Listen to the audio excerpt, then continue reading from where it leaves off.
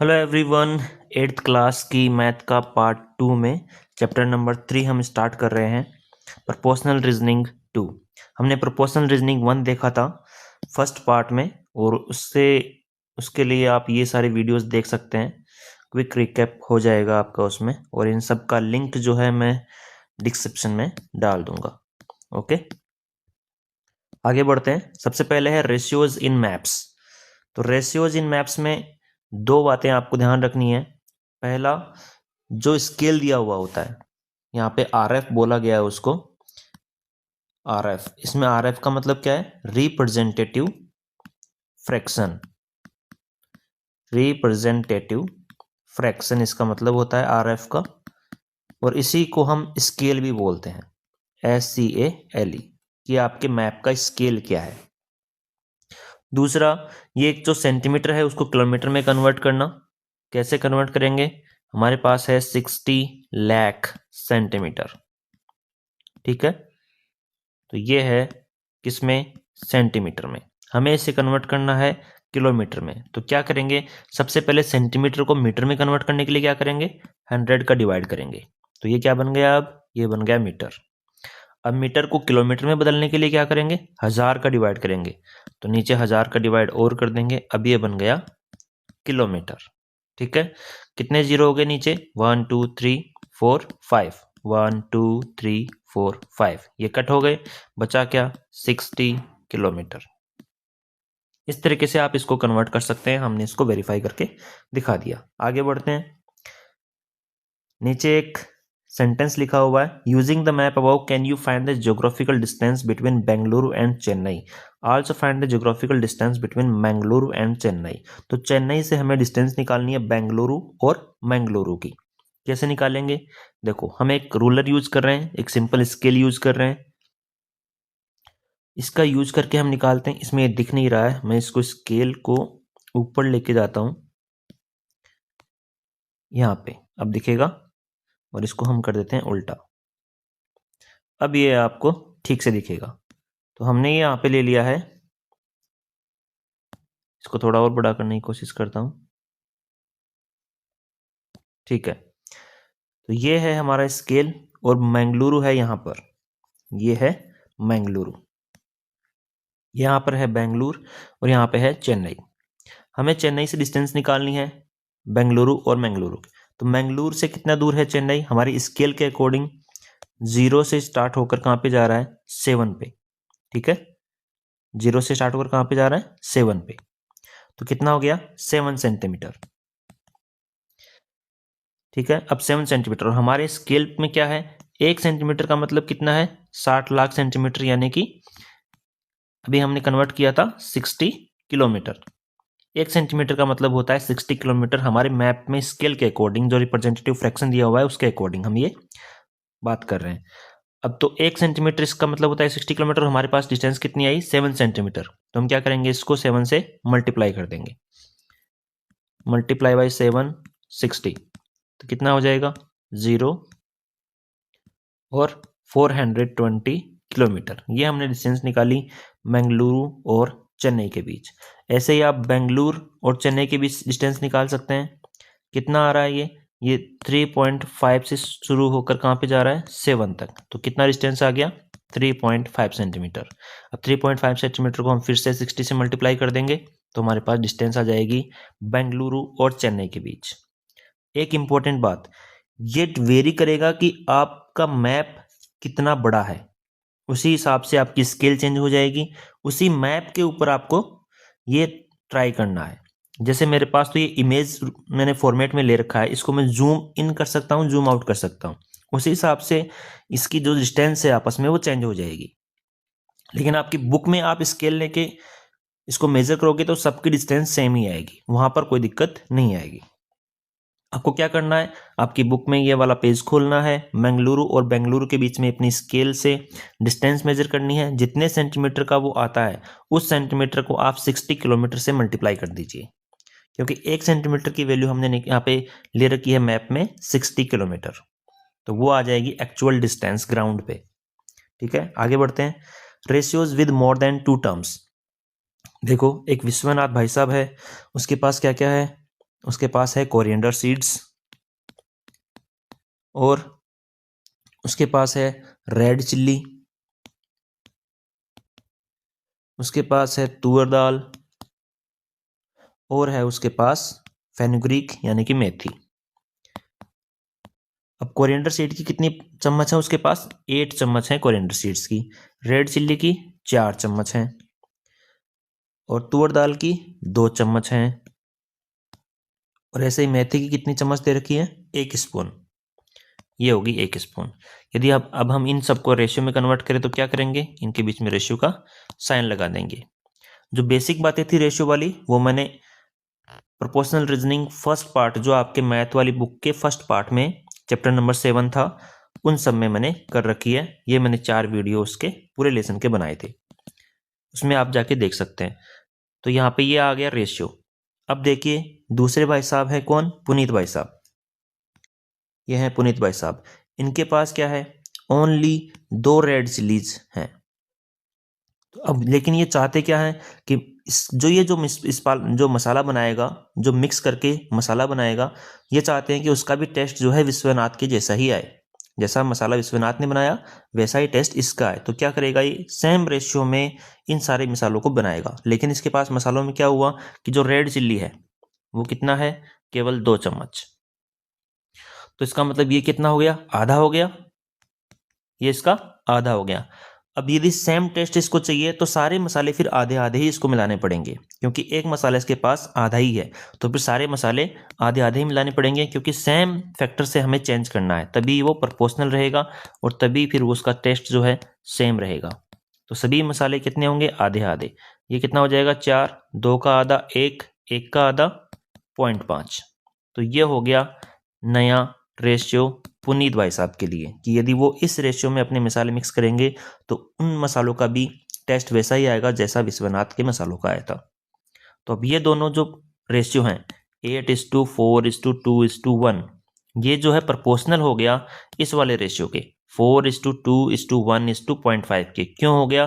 क्योंकि ये सभी रेशियो एक ही मल्टीपल फैक्टर से चेंज हो रहे हैं, जो कितना है 1/2, यानी कि आधा हो रहे हैं। सभी रेशियो आधे हो रहे हैं। तो अब हम लिख सकते हैं कि ये दोनों रेशियो क्या हैं? प्रोपोर्शनल हैं। तो हम प्रोपोर्शनल में कैसे शो करेंगे इनको शो करेंगे सबसे पहले वाला रेशियो 8:4:2:1। उसके बाद हमारा प्रोपोर्शनल साइन का ये साइन हो गया, प्रोपोर्शनल रेशियो का साइन। उसके बाद दूसरा रेशियो जो कितना है 4:2:1:0.5। तो ये दोनों रेशियो हमने दिखा दिए प्रोपोर्शनल की फॉर्म में, कि हमने बता दिया कि ये दोनों रेशियो क्या हैं? प्रोपोर्शनल हैं। और क्यों हैं? क्योंकि हर एक जो टर्म है वो किससे चेंज हो रही है? सेम फैक्टर से चेंज हो रही है, और यहाँ पे वो फैक्टर कितना है? 1/2। आगे बढ़ते हैं। तो ये तरीका हो गया मल्टीपल टर्म्स को प्रोपोर्शनल की फॉर्म में रिप्रेजेंट करने का। तो हम इसके जनरल की बात करें तो जनरल में सपोज ये वाला रेशियो है AB और CD में, ये PQ और RS का जो रेशियो है उसके साथ प्रोपोर्शनल है। तो हमने इस तरीके से इसको रिप्रेजेंट कर दिया कि A:B:C:D ये प्रोपोर्शनल है, तो प्रोपोर्शनल का साइन, और दूसरा रेशियो P:2:R:S। ठीक है। इससे क्या होता है? हमने वहां पर भी देखा था कि A:B यदि प्रोपोर्शनल है C:D के, तो A/C इक्वल टू होता है B/D के।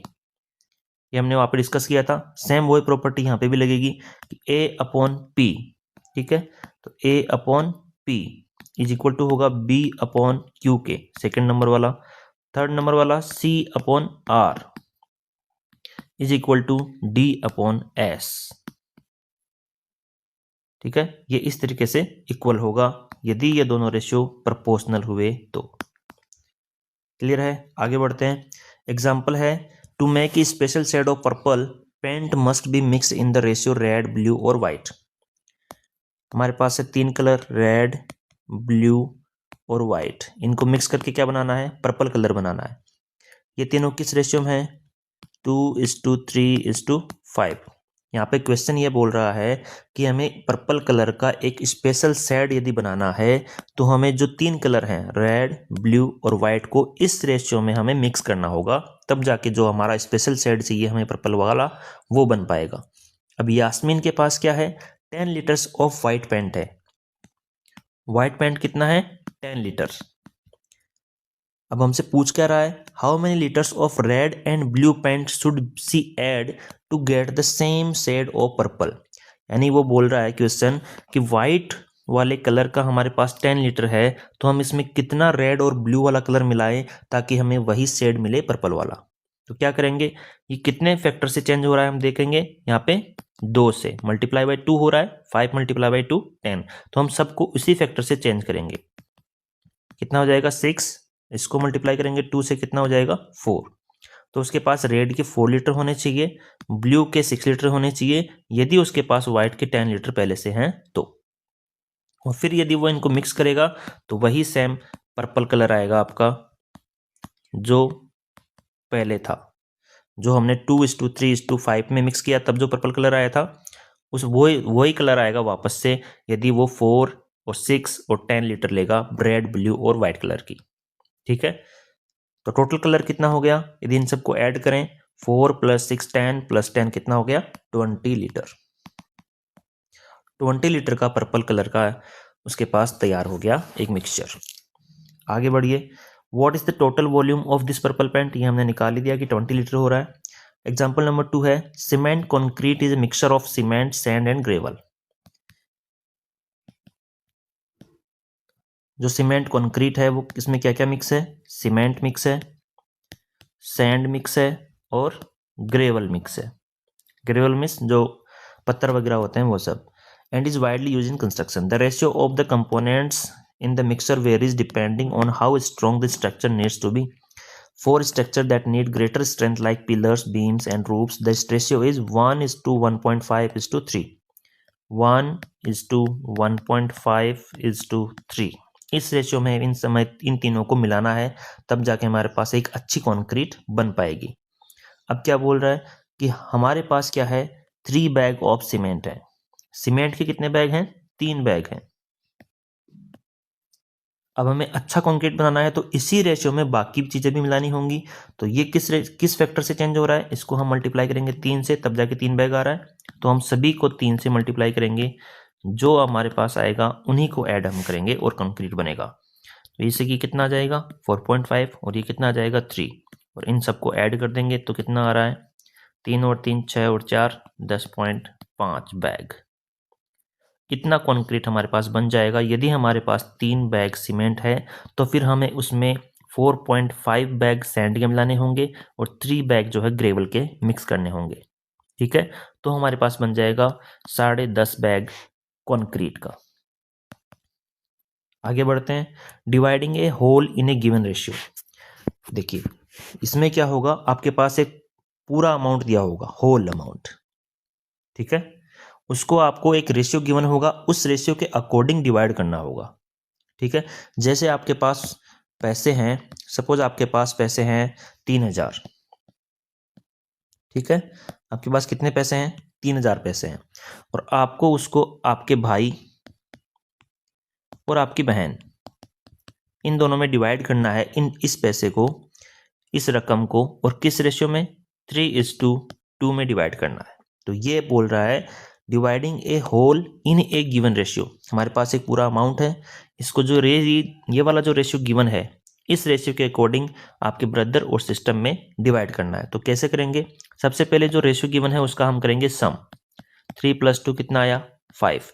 इस 5 का हम करेंगे डिवाइड, जो आपके पास पूरा अमाउंट है उसमें कितना है 3000 डिवाइडेड बाई 5। तो ये कितना आएगा, ये आएगा 600। ये आ गया एक यूनिट की वैल्यू। अब ये जो वैल्यू आया है, इसको आप ब्रदर के रेशियो से मल्टीप्लाई करेंगे तो ब्रदर को मिलने वाली रकम आ जाएगी, सिस्टर के रेशियो से मल्टीप्लाई करेंगे तो सिस्टर को मिलने वाली रकम आ जाएगी।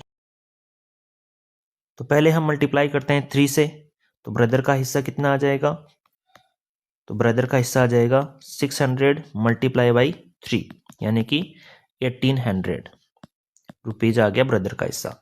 सिस्टर का हिस्सा कितना आएगा, सिस्टर का हिस्सा आएगा 600 मल्टीप्लाई बाई सिस्टर का रेशियो कितना है 2, यानी कितना हो गया 1200 रुपीज। ये आ गया सिस्टर का हिस्सा। इन दोनों को आप ऐड करेंगे तो कितना हो जाएगा 3000।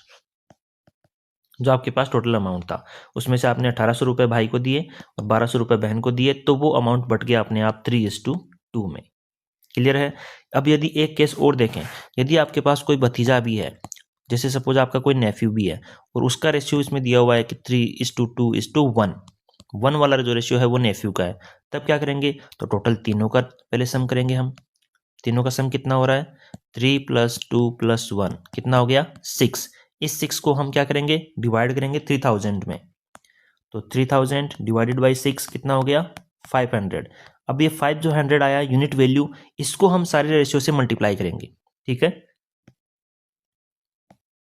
अब हम यदि इसको बांटें तो कैसे बटेगा, जो 500 आया है हमारे पास, इसको हम मल्टीप्लाई करेंगे ब्रदर के लिए 3 से, इसको मल्टीप्लाई करेंगे 2 सिस्टर के लिए, और 500 को मल्टीप्लाई करेंगे 1 से नेफ्यू के लिए। तो ये सबकी रकम आ जाएगी।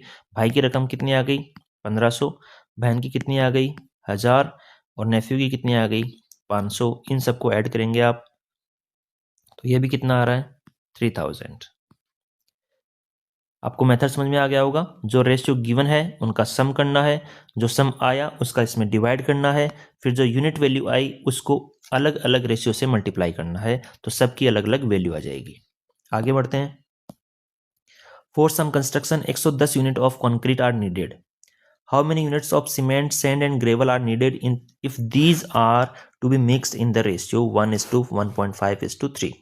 ठीक है, आपके पास टोटल कितना दिया हुआ है, 110 यूनिट, ये दिया हुआ है आपके पास टोटल। इसको डिवाइड में किस रेशियो में करना है, सीमेंट, सैंड और ग्रेवल, किस रेशियो में करना है, 1:1.5:3। हम क्या करेंगे, सबसे पहले इसका सम करेंगे। कितना आ रहा है सम, 1 + 1.5 + 3 कितना हो गया, 5.5। इस सम का हम डिवाइड करेंगे टोटल में, 110 डिवाइडेड बाई 5.5 कितना आया, पॉइंट हटाया, 0 लगाया, 55 से ये गया 2 बार, 20 यूनिट आ गया हमारे पास एक की वैल्यू। अब इस सीमेंट की वैल्यू निकालने के लिए क्या करेंगे, सीमेंट के रेशियो से 20 को मल्टीप्लाई करेंगे। सीमेंट का रेशियो कितना है, 1 मल्टीप्लाई बाई 20 तो हो गया 20। सैंड के लिए 20 को मल्टीप्लाई करेंगे सैंड के रेशियो से, जो कितना है 1.5, तो कितना हो जाएगा 30।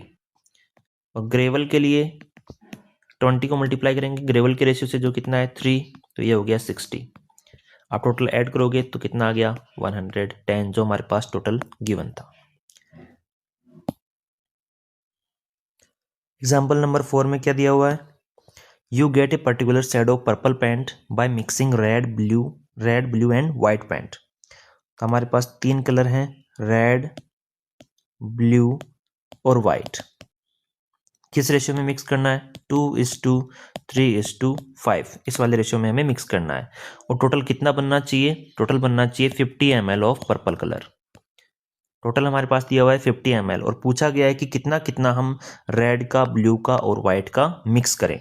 तो क्या करेंगे, जो टोटल है गिवन उसमें किसका डिवाइड करेंगे, इन रेशियोज के सम का, जो कितना आ रहा है 2 + 3 + 5 कितना हो गया 10। 10 का हमने डिवाइड किया, कितना आया 5। इस 5 को हम अलग अलग मल्टीप्लाई कर देंगे सबसे, तो सबकी वैल्यू आ जाएगी। रेड की कितनी आ जाएगी, 2 × 5 करेंगे तो 10 ml। ब्लू की कितनी आ जाएगी, 3 × 5 करेंगे, 3 × 5 कितना हो जाएगा, ये हो जाएगा हमारा 15 ml। और व्हाइट वाला, इसको × 5 करेंगे तो कितना हो जाएगा 25 ml। यानी कि 10 ml हम रेड का मिक्स करेंगे और 15 ml हम ब्लू का मिक्स करेंगे और 25 ml जो हम व्हाइट का मिक्स करेंगे, तो टोटल हमारा हो जाएगा 50 ml, और वो हमारे पास आएगा पर्पल वाला शेड।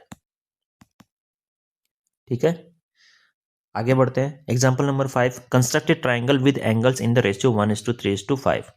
एक हमें ट्राइंगल बनाना है जिसमें एंगल्स का रेशियो जो है 1:3:5 होना चाहिए। अब यहाँ पे टोटल नहीं दिया हुआ है, हमारे पास रेशियो गिवन है, लेकिन टोटल के लिए हम क्या करेंगे, हमें ये पता होना चाहिए कि एक ट्राइंगल जो है उसके एंगल्स का सम कितना होता है 180, उसके एंगल्स का टोटल कितना होता है 180। तो ये 180 अंडरस्टूड है, इसलिए यहाँ पे गिवन नहीं है।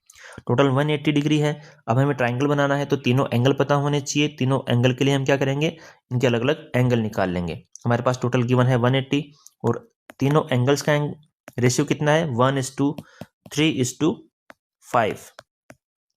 टोटल करेंगे कितना आया सपोज ये है ए एंगल, ये बी और ये सी, ठीक है। तीनों का सम किया कितना आया, ये आया 9 हमारे पास, ठीक है। 5 + 3 + 1 9। अब 9 को हम इसमें टोटल में डिवाइड करेंगे 180 डिग्री में, तो कितना आया, ये आया हमारे पास 20। तो पहला एंगल कितना आएगा ए, हम 20 को मल्टीप्लाई कर देंगे 1 से, जो ए का रेशियो है, कितना आया 20। बी के लिए मल्टीप्लाई बाई 20, 3 और 20 मल्टीप्लाई होके 60।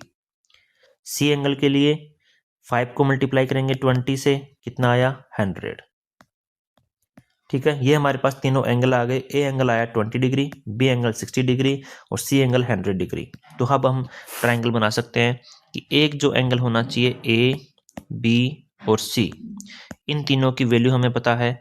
आप अपना टूल यूज करके एग्जैक्ट बनाना, मैंने तो ऐसे बना दिया है 20, 60 और 100, ठीक है।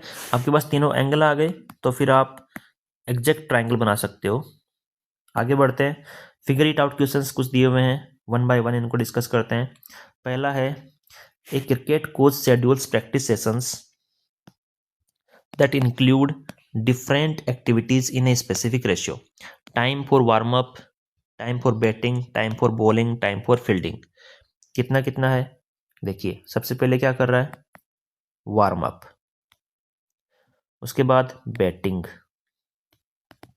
उसके बाद बॉलिंग और उसके बाद फील्डिंग, ठीक है। ये 4 चीज़ उसको करनी है।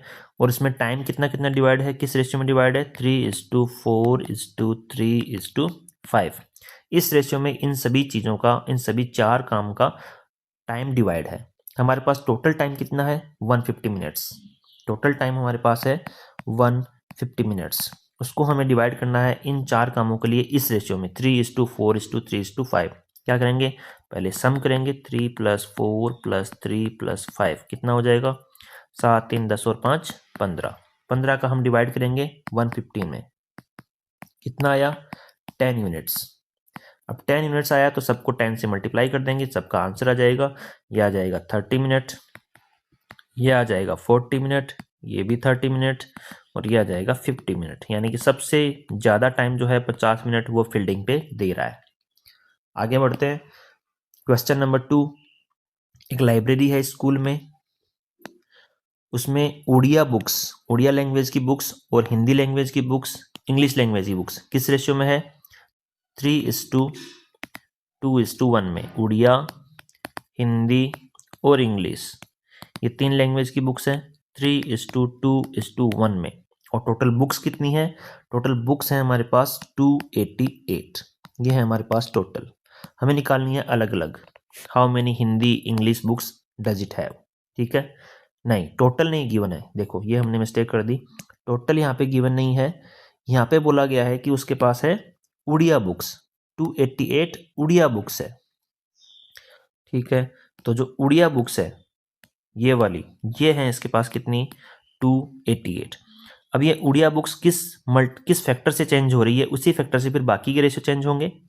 तो देखिए कैसे निकालेंगे फैक्टर, 288 में डिवाइड किसका करेंगे, केवल उड़िया वाले का, क्योंकि अभी ये जो टोटल दिया हुआ है वो सबका नहीं दिया हुआ है, केवल उड़िया का दिया हुआ है। जो वैल्यू गिवन है वो टोटल की नहीं है, ये जो है उड़िया लैंग्वेज की जितनी बुक्स हैं उसकी वैल्यू है। तो हम इसमें डिवाइड भी उड़िया लैंग्वेज का जो रेशियो है उससे करेंगे। कितना, 3, कितना आ जाएगा 27 और ये 2, 92 आ गया हमारे पास यूनिट वैल्यू। इसी फैक्टर से ये जो हमारा आ गया फैक्टर की, इस फैक्टर से जो है चेंज हो रहा है हमारा, तो इसी फैक्टर से बाकी सबको चेंज करना है, मल्टीप्लाई बाय 92, मल्टीप्लाई बाय 92। तो इंग्लिश लैंग्वेज की बुक कितनी आ जाएगी, 92। 1 और 92 को मल्टीप्लाई किया तो कितना आया 92। 2 मल्टीप्लाई बाय 92 कितना आ जाएगा 184। तो ये हमारा आंसर हो गया कि 184 बुक्स जो है हिंदी की हैं, 92 बुक्स जो हैं इंग्लिश की हैं। आगे बढ़ते हैं, I have 100 coins in the ratio of number of ₹10 coins, ₹10, ₹5 और ₹2 और ₹1। इनके इसके पास सिक्के हैं। टोटल कितने सिक्के हैं, 100। इस बार इसने टोटल दिया है कि टोटल कितने सिक्के हैं उसके पास, 100 कॉइन्स हैं। ऐसे नहीं बोला है कि 10 वाले सिक्के 100 हैं या फिर 5 वाले सिक्के, उसने बोला है टोटल सिक्के कितने हैं, 100 हैं और सबका अलग अलग रेशियो है कि कितने कितने सिक्के हैं, 4:3:2 2:1। इस नंबर में उसके पास सिक्के हैं कि 10 वाले सिक्के कितने हैं, 5 वाले सिक्के कितने हैं, 2 वाले सिक्के कितने हैं और 1 वाला सिक्का कितना है। उनका यदि रेशियो निकालें तो ये वाला रेशियो आता है 4:3:2:1। अब ये बोल रहा है कि कितना पैसा उसके पास है। ठीक है, तो हम अलग अलग पहले सिक्के निकाल लेते हैं, फिर उसी हिसाब से उनकी वैल्यू निकाल लेंगे। क्या करेंगे, टोटल करेंगे इसका 4 3 7 2 9 और 1 10 हो रहा है, तो 100 में हम डिवाइड करेंगे 10 का, कितना आया 10। तो ₹10 के कितने सिक्के हैं उसके पास, इसके सिक्के कितने हैं, मल्टीप्लाई बाई 10 करेंगे तो 100, नहीं सॉरी मल्टीप्लाई बाई 4 से करेंगे ना कि 10 से। तो हम मल्टीप्लाई करेंगे इसको 4 से, 10 को मल्टीप्लाई करेंगे 4 से कितने आए 40 कॉइन्स आ गए उसके पास 10 वाले। 3 को मल्टीप्लाई करेंगे 10 से 30 कॉइन्स, ये आ गए 5 वाले सिक्के। 2 को मल्टीप्लाई करेंगे 10 से कितना आ जाएगा 20 कॉइन्स 2 रुपए वाले सिक्के। और 1 को मल्टीप्लाई करेंगे 10 से तो 10 कॉइन आ गए 1 वाले सिक्के। अब 40 कॉइन है उसके पास 10 वाले, तो कितने टोटल इसकी वैल्यू कितनी हो जाएगी, इसकी वैल्यू हो जाएगी 400 रुपये, क्योंकि 10 वाले कितने हैं 40 कॉइन हैं, 5 वाले कितने हैं 30 हैं, 5 रुपए के 30 कॉइन्स हैं, तो टोटल पैसे कितने हो गए 150। 30 को हम मल्टीप्लाई कर देंगे 5 से। 20 कॉइन है उसके पास 2 रुपए के, तो टोटल पैसे कितने हो गए 40, ठीक है। और 10 कॉइन है 1 रुपए वाले, तो टोटल रुपए कितने हो गए 10 रुपए।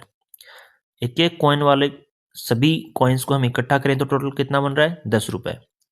2 रुपए वाले कॉइन्स से कितनी वैल्यू बन रही है 40 रुपए, 5 वाले कॉइन से 150 रुपए और 10 वाले से 400 रुपए। तो टोटल वैल्यू की टोटल उसके पास कितनी रकम है, इन सबको हम ऐड कर देंगे तो हमारा आंसर आ जाएगा। तो 40 और 10 50, इसमें घुसाएंगे 200 और ये हो जाएगा 600। टोटल उसके पास पैसे हैं 600 रुपए। कैसे किया हमने, एक बार फिर से ब्रीफ कर देता हूँ। टोटल कॉइन्स हमें गिवन थे 100 कॉइन्स, कि उसके पास 10 रुपए के सिक्के भी हैं, 5 रुपए के भी सिक्के हैं, 2 रुपए के भी सिक्के हैं और 1 रुपए के भी सिक्के हैं। कितने कितने सिक्के हैं वो नहीं पता, वो हम निकालेंगे। उनका रेशियो दिया हुआ है कि जितने भी सिक्के हैं उनका रेशियो हम निकाले तो 4:3:2:1, इस रेशियो में उसके पास सिक्के हैं। हमने क्या किया, जो टोटल कॉइन्स गिवन थे हमारे पास 100, उससे सबकी अलग अलग वैल्यू निकाल ली कि 10 रुपए के कितने सिक्के हैं उसके पास। तो हमारे पास आए कि उसके पास 10 रुपए के 40 सिक्के हैं, 5 रुपए वाले 30 सिक्के हैं, 2 रुपए वाले 20 सिक्के हैं और 1 रुपए वाला 10 सिक्के हैं। अब 40 कॉइन हैं 10 रुपए वाले, तो टोटल पैसे कितने हो गए 10 रुपए वाले कॉइन के, ये हो गए 400, क्योंकि उसके पास 10 रुपए वाले 40 कॉइन है, 5 रुपए वाले 30 कॉइन है, तो इसके पास टोटल 150 कॉइन। जो 100 कॉइन थे इन सबको आप मिला लीजिए, ये सभी 100 आ रहा है, 40 30 70 20 90 और 10 100 कॉइन।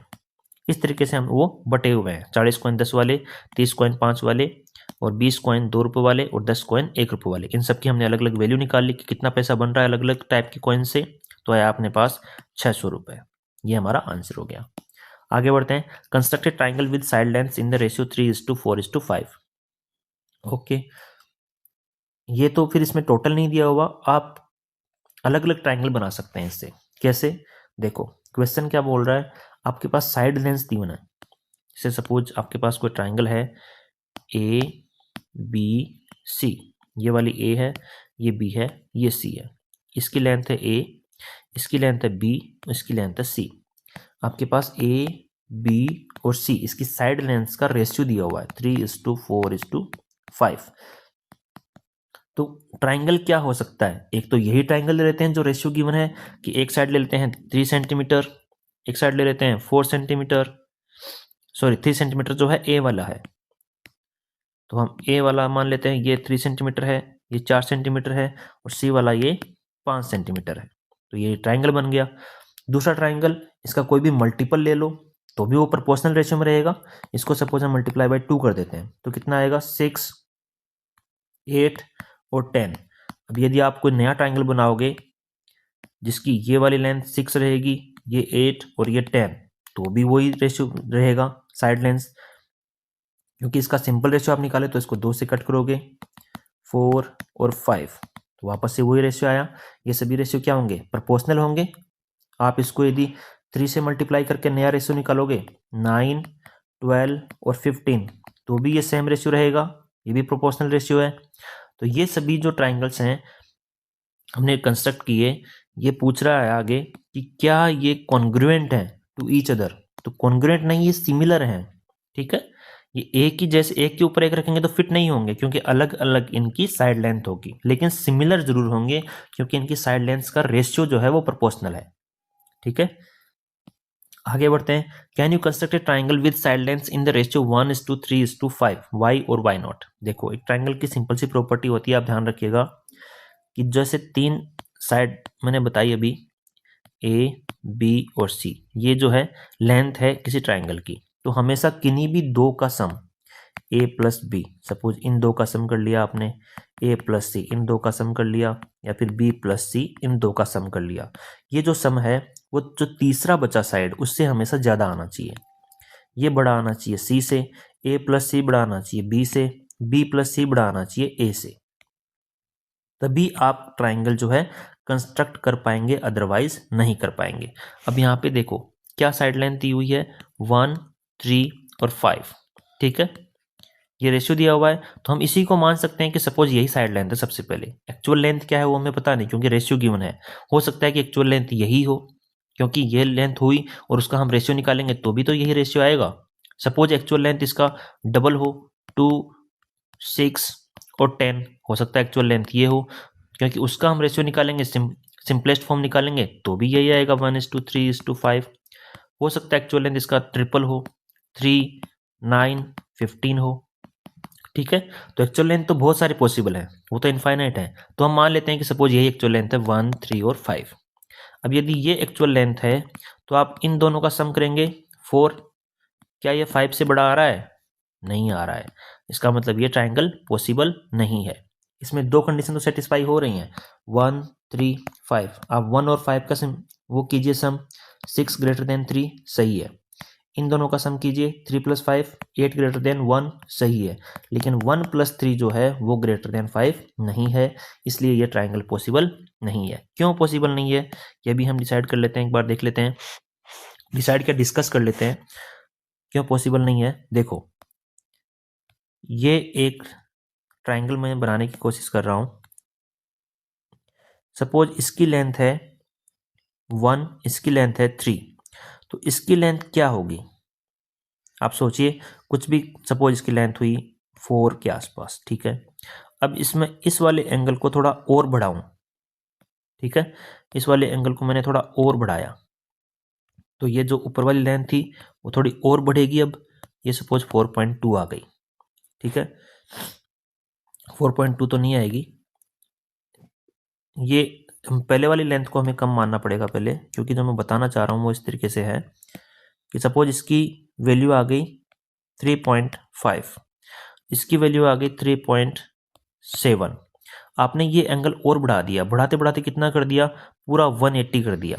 ठीक है, तो ये तो रहा 1 वाला और ये रहा 3 वाला, 1 और 3। तो अब ये जो लेंथ है, ये बीच में एंगल कितना हो गया इन दोनों के, 180 डिग्री। ये जो एंगल था 180 डिग्री हो गया, तो इसकी टोटल लेंथ कितनी हो गई, इसकी टोटल लेंथ हो गई 4। 1 + 3 = 4।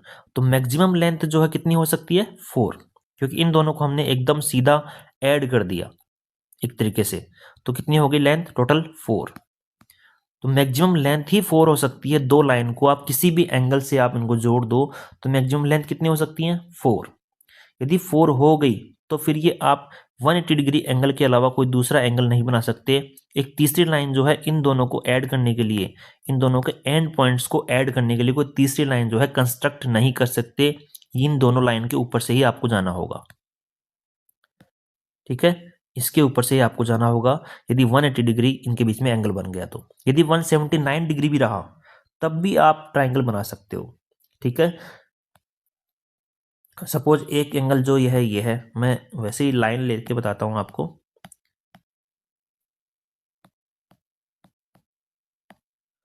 सपोज ये आपने एक लाइन ले ली, दूसरी लाइन जो है यहां से ले ली,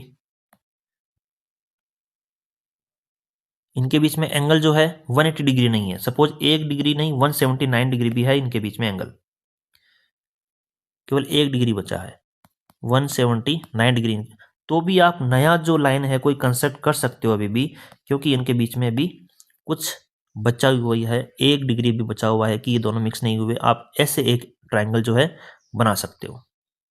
लेकिन यदि 180 डिग्री हो गया तो फिर ये ओवरलैप हो जाएगा, फिर ट्राइंगल नहीं बनेगा।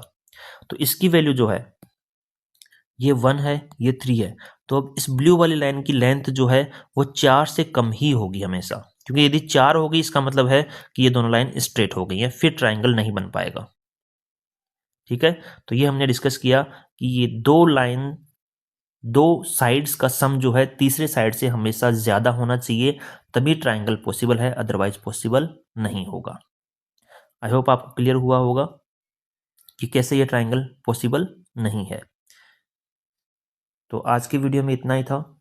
यदि आपको पहले वाला प्रोपोर्शनल रीजनिंग 1 यदि क्लियर नहीं है तो हो सकता है इस चैप्टर में आपको दिक्कत आए, इसलिए वो जरूर जाके पहले क्लियर कीजिए। Thank you so much.